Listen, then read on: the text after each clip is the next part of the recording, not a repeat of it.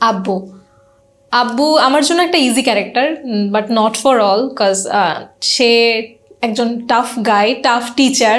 তো আব্বুকে নিয়ে যদি কখনো কেউ বলে সেক্ষেত্রে আমার মাথায় হচ্ছে ছোটবেলায় একটা ছোট্ট মেমোরি আসে। আমি প্রচন্ড দুষ্টু ছিলাম, পড়াতে বসালে আমি দৌড় দিয়ে এখানে সেখানে লুকায় যেতাম। আব্বু কখনো আমাকে মারতো না, যেটা করতো সুন্দর মতো এখান থেকে নিয়ে এসে কাঁধে করে নিয়ে এসে আমাকে ঘাট ধরে পড়তে বসাতো। বাবা কখনো আমারে মারে নাই, জাস্ট একবারই, কোনো কারণ হয়তো দোষটা অনেক বেশি ছিল এই জন্য একবার শুধু মারছিল। তারপরে আমার কখনো মারেও নাই, বা হচ্ছে যে সবসময় আদরই করছে। ভালো তো অবশ্যই বাসি, কিন্তু কখনো বলাও হয় না, বা হচ্ছে ওই রকম ভালোবাসাটা দেখানো হয় না যে আমি আসলে আপনাকে ভালোবাসি।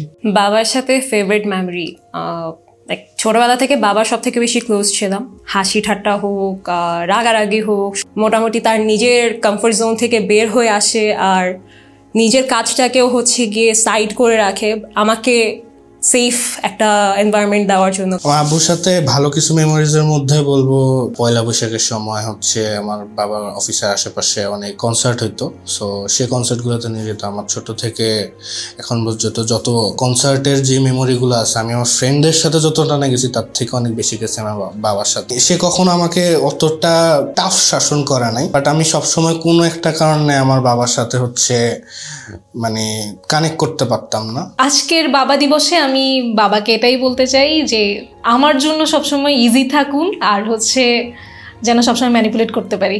আমি আপনাকে অনেক বেশি ভালোবাসি। তুমি যতটা আদর ভালোবাসা দিছো আমি হয়তো অতটা ব্যাক করতে পারি নাই, বাট আমি ট্রাই করি সবসময়।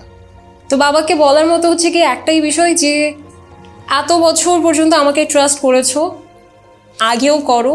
পৃথিবীর সকল বাবাকে অ্যাডভার্টো বাংলাদেশের পক্ষ থেকে বাবা দিবসের শুভেচ্ছা।